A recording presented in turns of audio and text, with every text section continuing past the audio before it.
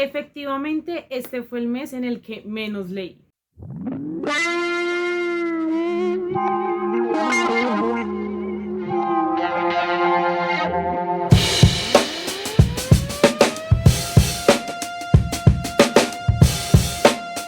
Hola, hola viajeros, ¿cómo están? Bienvenidos al Wrap Up de octubre, ese video en el que les cuento los libros que leí durante un mes. Gracias a la aplicación de Bookmori, aquí tenemos nuestro calendario de lecturas. Cuando lleguemos al Wrap Up de noviembre, tiene como 4 libros seguidos que terminé y fue básicamente porque iba avanzando en lecturas durante el mes de octubre, pero pues fueron libros que no alcancé a terminar durante ese mes en específico.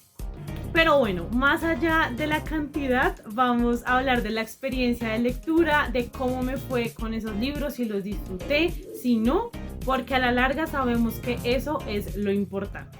El primer libro que terminé durante el mes de octubre fue La ladrona de libros de Markus Zusak. Ya tengo mi copia física, porque yo este libro lo había leído hace muchos años, pero de manera digital. Y fue maravilloso tenerlo. Vean, este libro tiene unas partes absolutamente increíbles que creo que pocos libros, yo puedo decir, léanlo en físico. Como que hay libros que ni fu ni fa, o sea, como que no interesa si tú los lees en digital o los lees en físico, pero para mí la experiencia de tener este libro en las manos, de poder subrayarlo, de poder anotarlo y de poder ver estas partes así como en vivo y en directo en la edición física es otra cosa y otra experiencia.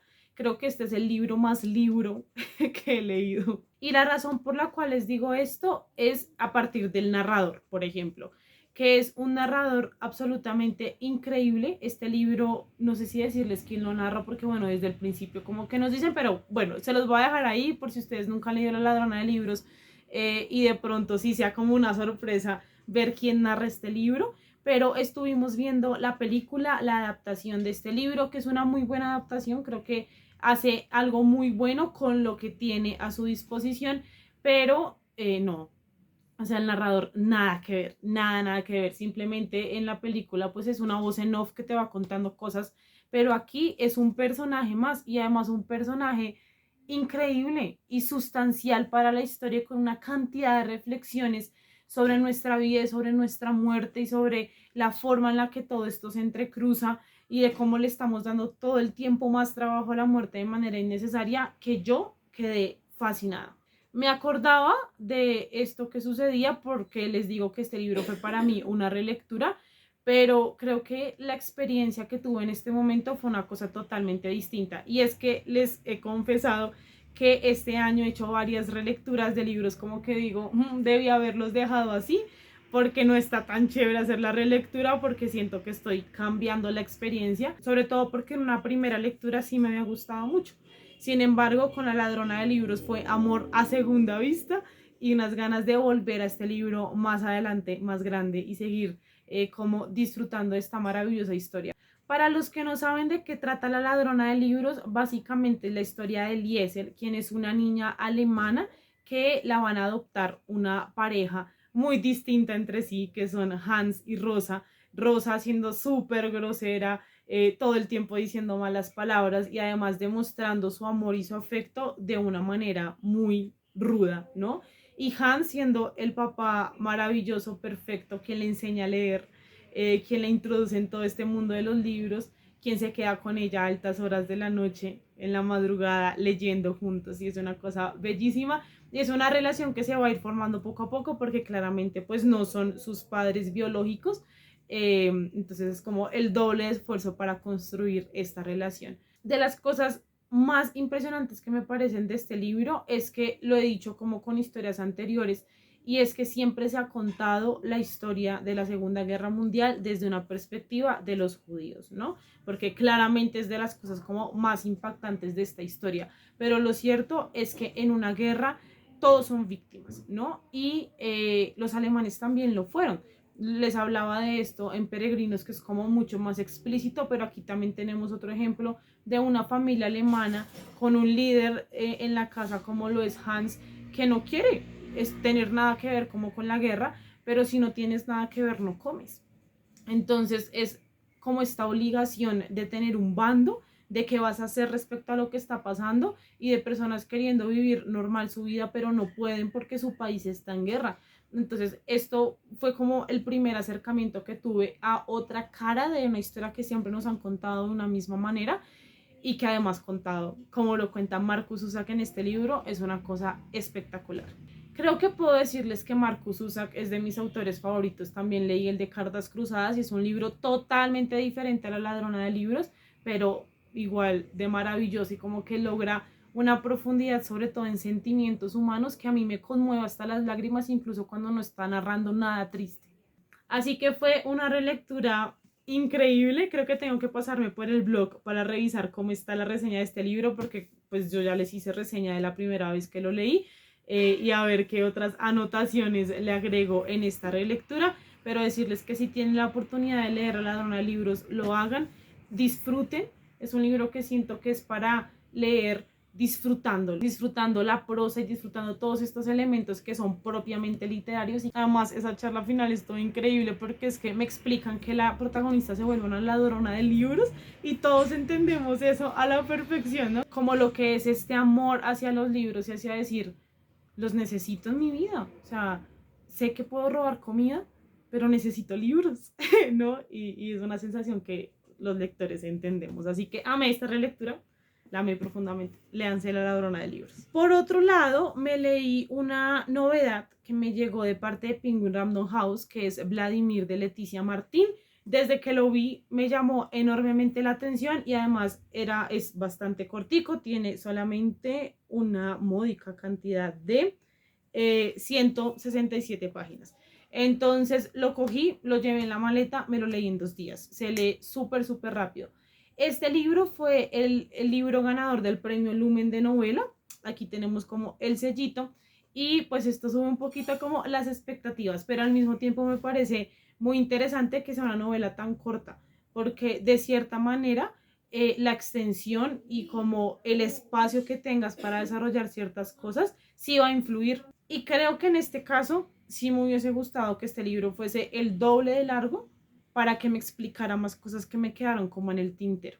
En este libro nos vamos a encontrar a Guinea, quien es una mujer que se encuentra en un avión rumbo a Argentina.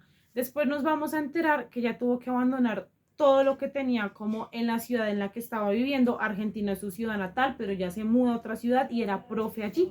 Profe como de secundaria, como de niños de 13, 14 años. Y van a descubrir que ella tuvo una relación pedófila con uno de los estudiantes. Y como para no hacer más drama del asunto, le van a decir, por favor, vete de aquí, abandona todo esto, no vamos a sacar como más temas, pero fue grave, ¿no? Y nos van a contar como qué fue lo que sucedió respecto a esto. El punto es que ella pues tiene que abandonar todo lo que va construido allí por este problema y llegar a Argentina, ¿no? Como a empezar una nueva vida, que es algo extraño, en esa ciudad que la vio nacer. Sin embargo, cuando llega al aeropuerto no hay luz, no hay electricidad, nada sirve, no sirven los celulares, comienzan a fallar como todas las cosas que ustedes se puedan imaginar que necesitan de electricidad comienzan a fallar. Y es aquí donde Guinea va a tener que sobrevivir de alguna manera en medio de un mundo casi que apocalíptico. Va a recibir la ayuda de una persona que tiene un hijo que se llama Vladimir, que es menor de edad. Y pues así se va a desarrollar la historia. No sé qué tanto contarles porque no quiero como dañar la experiencia de lectura si es que quieren leer este libro en algún momento, pero les cuento que a mí la premisa me parecía muy interesante. Yo no tenía muy claro que este libro tocaba como todo este tema de lo distópico y de qué haríamos sin electricidad, sino que yo me fui más por el lado y como lo que yo quería de esta novela era el tema de la pedofilia. Ustedes saben que yo, pues desde que leí El monstruo pentápodo, soy muy sensible ante estos temas. Si me tocan alguna relación pedófila en algún otro libro y la intentan maquillar con que es una historia de amor, me voy a poner muy bravo y no. O sea, para mí no hay puntos grises en ese tema, ¿no? O eres un niño o no eres un niño y si te metes con un niño eres un pedófilo, punto. Y me parecía muy interesante porque lo había leído como con hombres, siempre desde la visión de hombres, ¿no? El protagonista del monstruo pentápodo pues es Raimundo Betancourt, ¿no? Entonces pues es un hombre. Como que a veces la figura de la mujer está tan romantizada que en nuestra cabeza no cabe que tengan este tipo de comportamientos pedófilos también, ¿no? E incluso hay un concepto de masculinidad tan tóxica que no nos permite ver más allá de un abuso de una mujer hacia un hombre, ¿no? Porque si un hombre llega a hablar como esta mujer me abusó, la respuesta va a ser reírnos y decir, ay, pero lo disfrutó o no, ¿no? Como que abuso de mujer a hombre no se ve como un abuso, porque el hombre se supone que tiene que disfrutar de absolutamente todo, ¿no? Mientras que, claro, es muchísimo más grave cuando un hombre lo hace con una niña, ¿no? Entonces, a mí eso me parecía muy interesante de este libro en particular, ¿no? Como ver la visión de una mujer.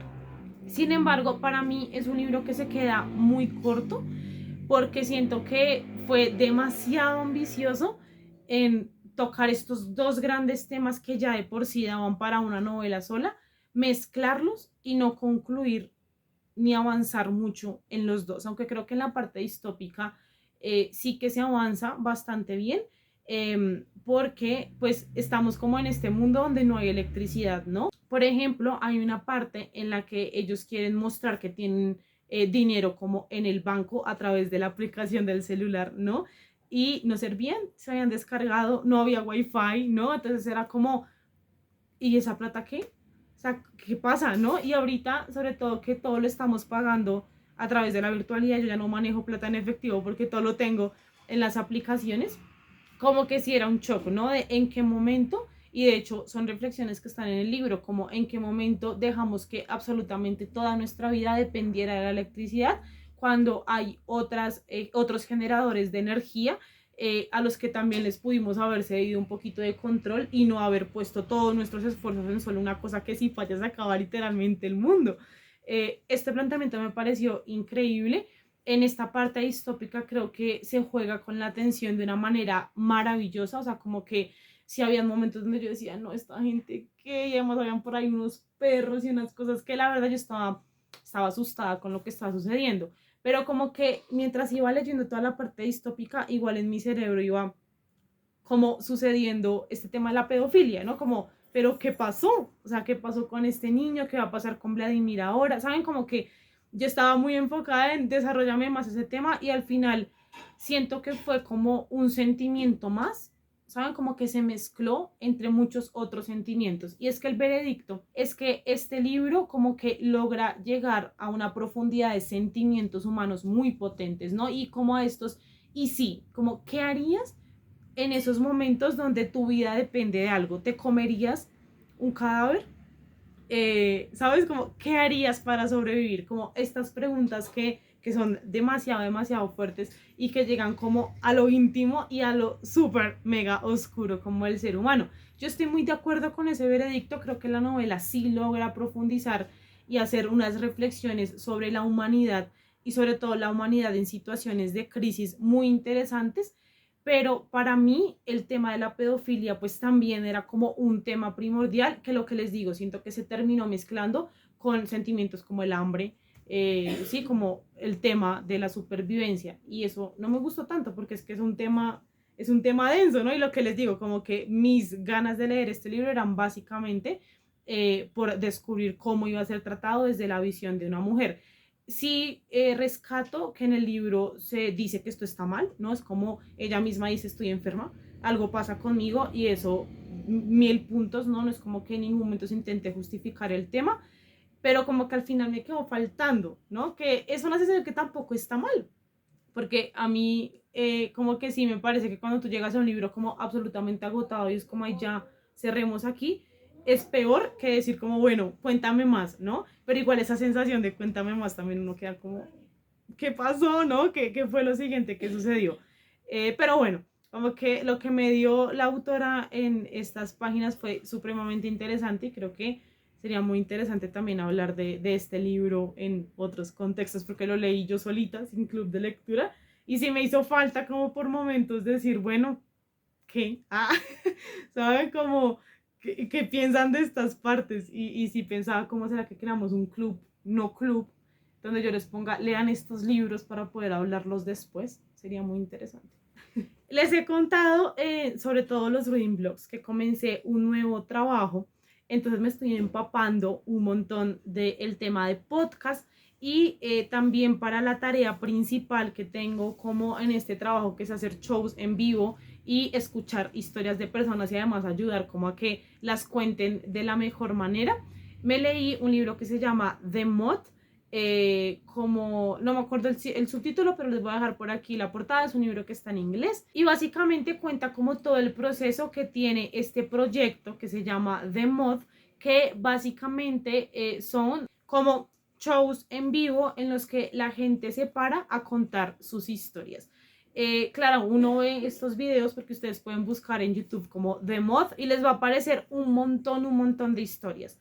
Lo cierto es que no todos son pues personas famosas, a veces son también como muy del común, sobre todo, bueno, yo que estoy en Colombia, seguramente serán celebridades en Estados Unidos que yo no identifique muy bien, pero son historias, ¿no? Como muchísimas historias de cosas que les ha pasado a las personas y ellos tienen como unas reglas para llegar a estas historias. Entonces, por ejemplo, no te puedes demorar más de 10 minutos, creo que es el límite de ellos. No puedes tener notas, ¿no? Como que todo tiene que salir de tu mente y creo que esos son como, tienen como más cositas ahí, reglas como de no discursos de odio, ¿saben? Como ese tipo de cosas. Pero pues básicamente el concepto es ese, ¿no? Como una persona parada en el escenario contando su historia y un montón de gente escuchándola y sintiéndose identificada con lo que pasa ahí. Entonces básicamente lo que hace este libro es una guía para cómo lograr ese storytelling, para cómo lograr que tu historia se enganche, porque puede haber una historia supremamente interesante, pero si te da pánico escénico, perdiste la historia, ¿no? O de pronto la historia es un poquito más interesante si movemos este para acá y esto lo movemos para acá, ¿no? Como que mejor comencemos por lo que sería el desenlace en una estructura lineal, ¿saben? Como ese tipo de cosas y me pareció supremamente ilustrativo, muy chévere.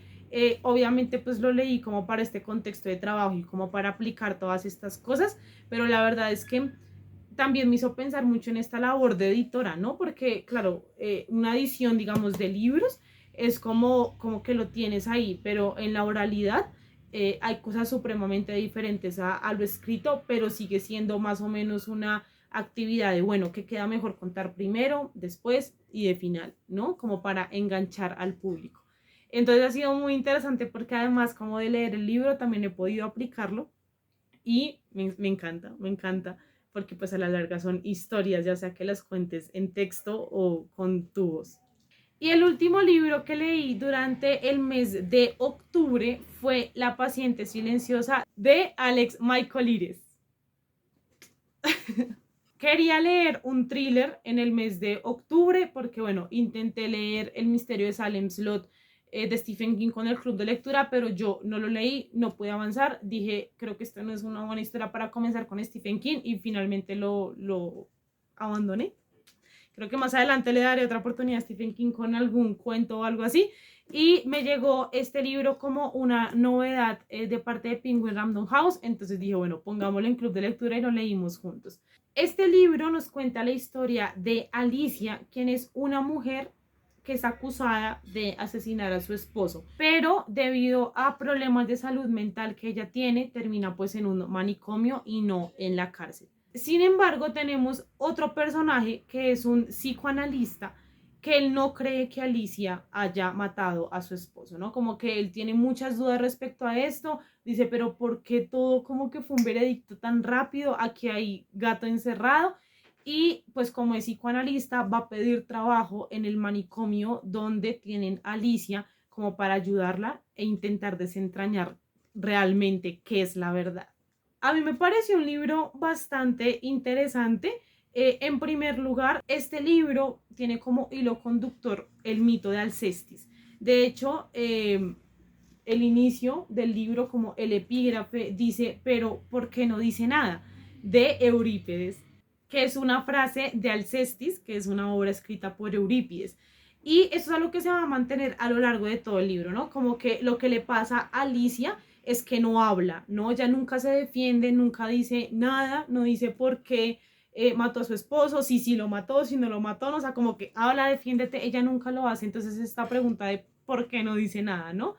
Y más adelante nos vamos a dar cuenta que sí hay una relación entre este mito de Alcestis, que básicamente cuenta la historia de una mujer que termina sacrificándose por su esposo, creyendo que él la iba a elegir a ella como su vida, pero el man termina súper egoísta diciendo, bueno, pues muérete tú. Sin embargo, como que los dioses al ver el sacrificio de esta pareja deciden volver a traer al Cestis a la vida, pero ella vuelve a la vida y no dice una palabra, ¿no? No sabemos si es porque está brava con el esposo, si es porque está triste o si es porque ya no tiene nada que decir. Entonces, esta historia yo no la conocía, ¿no? Mitología griega, fue súper interesante y me gustó que no fuese solamente como un elemento de paisaje, sino que realmente tuviese que ver como a lo largo del libro. También me parece algo como a rescatar el hecho de que el personaje principal de este libro sea un psicoanalista, porque casi siempre en los thrillers, y esto fue lo que pudimos ver en Club de Lectura, como pensando en esos thrillers que hemos leído y en esos elementos que se mantienen como en todos, ¿no? Y casi siempre es o un detective o un policía, como medio borracho, no son personajes como muy confiables, o tenemos como un escritor, ¿no? Que quiere como cumplir su libro y por eso se va a poner a investigar. Pero aquí tenemos como una parte mental muy interesante que creo que fue un gran acierto para el tipo de personaje que era Alicia, y que da muchas pistas sobre nuestra cabeza, tiene muchas partes psicológicas súper interesantes hablándonos de las adicciones, de las infidelidades, y eso me pareció 10 de 10. Sin embargo, sí creo que el autor cae en algunos errores típicos de la escritura de principiante. Es la primera novela de él, se metió además con un género que a mí me parece de los más difíciles porque ya parece que nada nos sorprende en este mundo, y el thriller, su idea central es como sorprender con estos giros impactantes, y como que él se pone a meter demasiados personajes que al final no tienen un cierre. Creo que ni siquiera la misma Alicia y el mismo psicoanalista tienen un cierre. Y esto sí deja con una sensación, no como la que les contaba con Vladimir, que era como, bueno, quiero saber más, que sí me quedó corto, pero es como una sensación distinta aquí a, bueno, pero ¿qué? O sea, ¿qué pasó con todos? Un capítulito más donde me hagas un recorrido de qué pasó con todos los personajes y yo quedo feliz, ¿no? Y esto es un poco porque los personajes secundarios sí se toman como paisaje y eso no está tan chévere. Pero a mí el final sí me sorprendió mucho, yo me olía lo que iba a pasar, pero no el cómo pasó, y creo que sí fue un final que impactó bastante. Fue genial leerlo en Club de Lectura, me gusta muchísimo leer thrillers en conjunto, y bueno, creo que si ustedes no han leído nunca antes thrillers, si es como la primera vez que se van a enfrentar a este género, puede que La paciente silenciosa sea una muy buena opción. Y con esos 4 libros cerramos este Grow Up del mes de octubre. Muchísimas gracias si llegaron hasta aquí. Cuéntenme si alguno de estos 4 libros, incluyendo el de The Moth, les llamó la atención, y también si tienen ahí claro cuál fue el mejor libro que leyeron durante el mes de octubre. Y sin más, recuerden que me pueden seguir en mis redes sociales, suscribirse a este canal, activar la campanita de notificaciones para que YouTube les avise cada vez que suba un nuevo video, recomendarle este video a alguno de sus amigos que crean que les puede interesar, y nos estaremos viendo la próxima semana en un nuevo video.